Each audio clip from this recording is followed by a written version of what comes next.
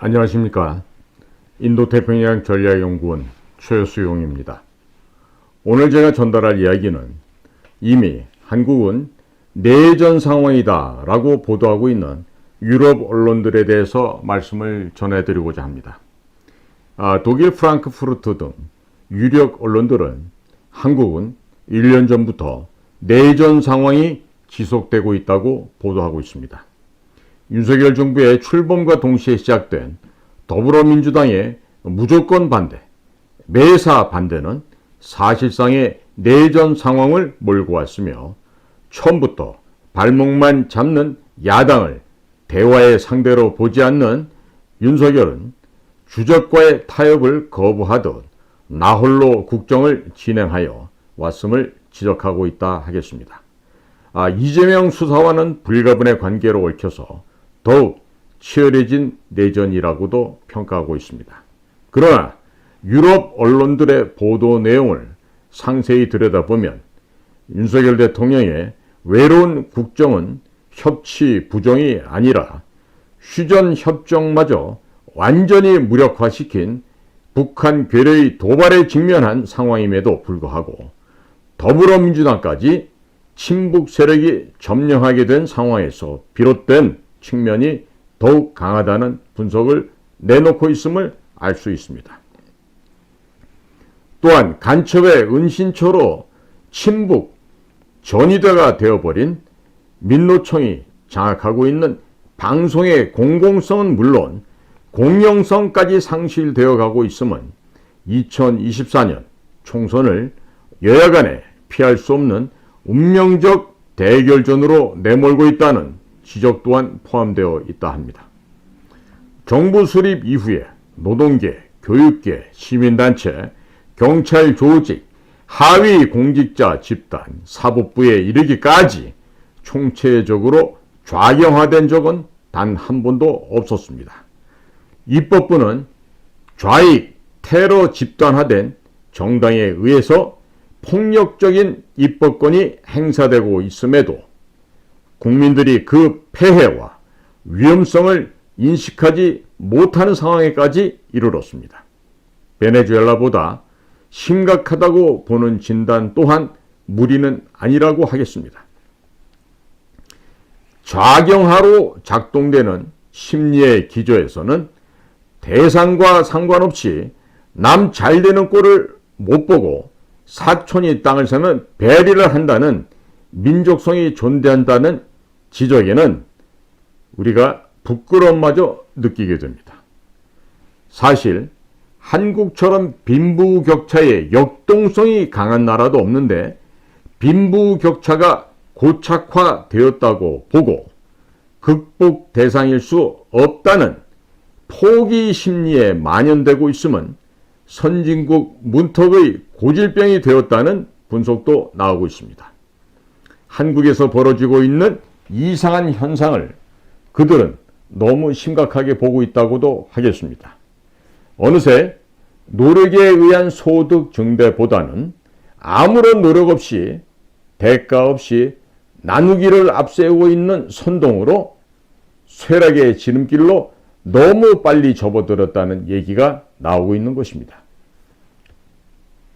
자유 우선의 보수주의보다는 평등 우선의 분별을 내세우는 가짜 진보로는 다시 6.25 전쟁 직후의 수준으로 회귀할 수 없다라는 것을 왜 한국 사람들은 모르고 이러한 거짓 선동에 환호하고 있는 것일까요? 끝없는 거짓으로 헌법까지 위협하는 좌파들의 권력 탐하기가 나라의 근간인 질서 파괴를 넘어서 망국의 수준에까지 이르렀는데 이렇게 도를 넘고 있는 것은 하위 50%의 못 먹는 감 찔러나 보자는 심리와 지역 감정을 이용한 국가 존립 자체에 대한 위협인 것입니다.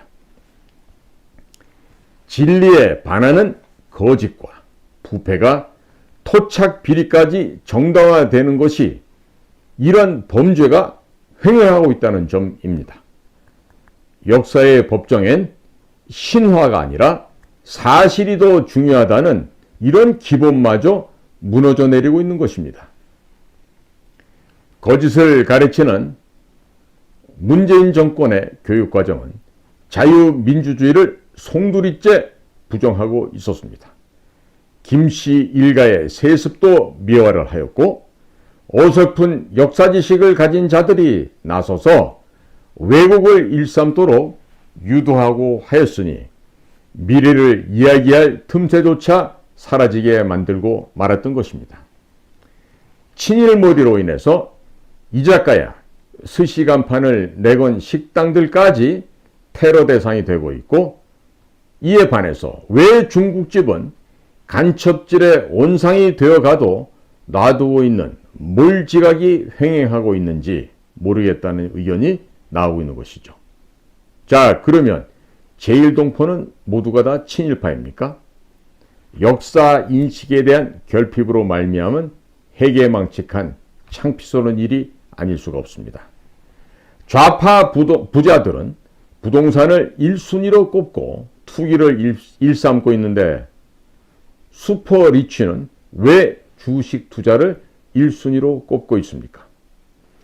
주식 투자는 국가 경제 발전의 초석이지만 부동산 투기는 서민을 괴롭히는 짓임을 모르고 있다는 말인가요?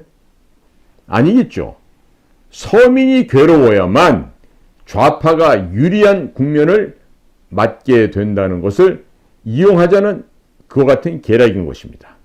자, 문재인 정권이 아무런 이유 없이 영끌을 유도했던 것이 아니었습니다. 중국의 졸부들이 한국에서의 성형 여행을 때를 지어 다니던 시기에 마약은 성형 마취제라는 이름으로 병원에 쌓여만 갔었습니다. 이를 언급했던 문재인이가 중국에서 혼밥을 먹게 됐다는 것도 북경 외교가에서는 상식으로 되어 있습니다. 친중 노선의 변경은 문재인 정권의 몰락이었기에 정책실장이었던 장하성을 주중대사로 급히 보내서 카드 마구 긁기로 중국 달리기에 나섰다는 이야기는 장하성의 누나라고 하는 장하진의 고백으로 밝혀진 바도 있었다고 합니다.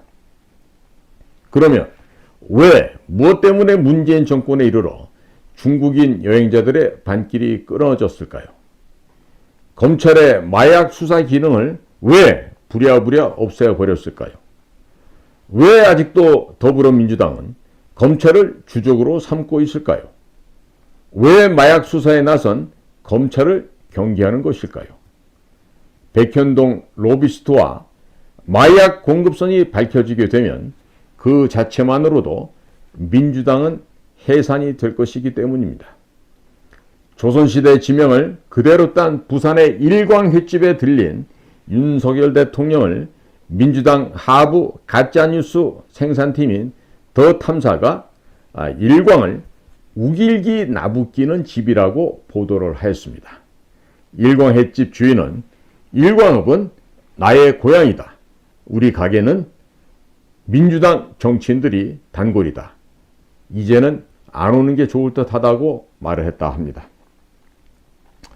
더 탐사는 이낙연과 3부 토건으로 이낙연 지지를 떨어뜨린 이재명 꼬붕의 유튜브 채널입니다. 김의겸과 늘 협업하고 있는 역겨운 가짜뉴스 생산 채널이라고 하겠습니다.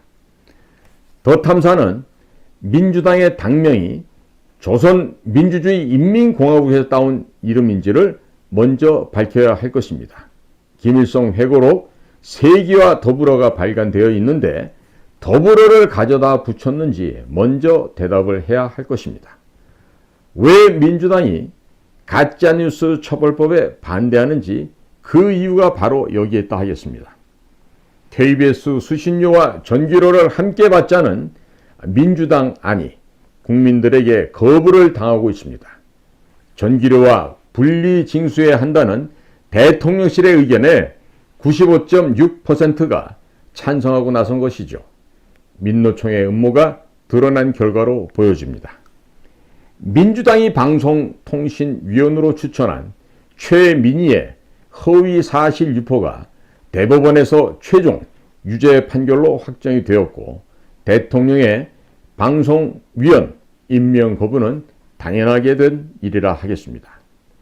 민주당은 가짜뉴스 근절할 방통위원회 최민희 카드를 왜 고집했던 것일까요? 요즘 민주당 수석 최고위원이라고 하는 정청래가 입을 다문 채 눈알만 굴리고 있는 해괴한 태도로 일관하고 있는데 정청래의 보좌관 정진술이 성비위로 서울시 의원에서 제명되자 자신을 보호해주지 않았다는 이유로 정청래의 아들이 엽기적인 여중생 성추행 범죄를 저질렀어도 전학조차 시키지 않았다고 공개했다고 합니다. 개딸들이 정진수를 공격하지 않으니 침묵 모드에 들어간 것이라 하겠죠. 나쁜 놈들일수록 유유상종은 심한 법이라 하겠습니다. 비상교육, 미래, 천재교육, 금성출판사는 교과서에 김정은 찬양론을 펴고 있습니다. 김정은 체제 이후에 경제 성장세로 흑자, 기업 활동의 자율성 확대, 비핵화 변화 모색, 노동자 임금 확대 등 가짜 뉴스로 채워져 있습니다. 북쪽에서 일어난 반공의거였던 신의주 학생의거도 반일의거로 왜곡하고 있는 것이 현재 상황입니다. 2년 전 검정 기준을 통과한 교과서라고 하면서 수정을 하지 않은 채로 학교에 공급되었으니 학교 현관에서 인공기가 나부끼고 있는 것이 아니겠습니까? 이 모든 것은 국민을 무덤으로 끌어들이는 짓입니다. 스스로 무덤을 파고 들어갈 양심과 용기는 전혀 없는 족속들이라 하겠습니다. 맥베스 부인의 양심의 가책도 모르는 나쁜 하이에나들이라 하겠습니다. 1분에 1억씩 늘어나는 나라의 빚, 나라의 부채, 사기꾼, 거짓이 활개치는 한국. 과연 갈 길이 멀겠습니까? 앞길이 순탄하겠습니까? 국민 여러분, 지금 우리 대한민국은 지금 외국에서도 국내에서 지금 내전이 벌어지고 있는 상황이라고 평가를 하고 있습니다. 이것의 근본적인 원인이 저는 우리나라 근대사, 현대사를 제대로 알지도 못할 뿐만 아니라 거짓으로 왜곡되어 있는 이 역사에 이 거짓 변명을 잘못들 이해하고 있기 때문에 이와 같은 현상이 벌어지고 있다고 봅니다. 따라서 대한민국, 이 나라의 정상화를 하기 위해서는 반드시 교육이 정상화되어야 되는데 그 기저에는 역사 교육이 정상화되어야 된다고 저는 판단하고 있습니다. 때문에 저희 인도태평양 전략연구원에서 우리나라 현대사, 근대사를 이승만 대통령 한 사람의 일대기를 통해서 그분의 살아오신 발자취를 통해서 이 대한민국의 자유민주주의 역사를 되짚어보고 올바르게 정립하고자 하는 역사 전쟁에 이미 착수를 하였습니다. 그러니까 저희가 인도태평양 전략연구원에서 지금 준비하고 있는 역사 전쟁을 위해서 저희가 동영상을 지금 찍고 해야 되는데 거기에 적지 않은 재정이 필요합니다. 1인당 월 1만 원씩 CMS 계좌로 참여를 해 주십시오. 만원 회원 10,000명 달성을 해서 이 대한민국을 정상화시키는데 국민들 한 사람 한 사람들이 동참해 주십시오. 국민 여러분들께서 월 1만 원씩 CMS로 참여를 해주시고 저희들과 함께 동행하시다 보면 이 나라 정상화 만들어낼 수 있습니다. 그러니 월 1만 원이면 한 담배 2갑 정도 되겠죠? 그리고 커피 2잔 값이 되겠습니까?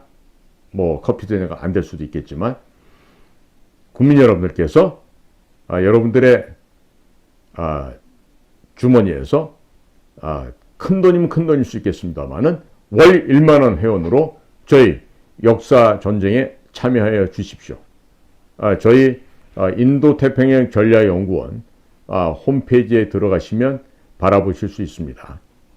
저희들의 홈페이지 주소는 인도태평양 전략연구원, 영어로 www.k-cia.kr입니다.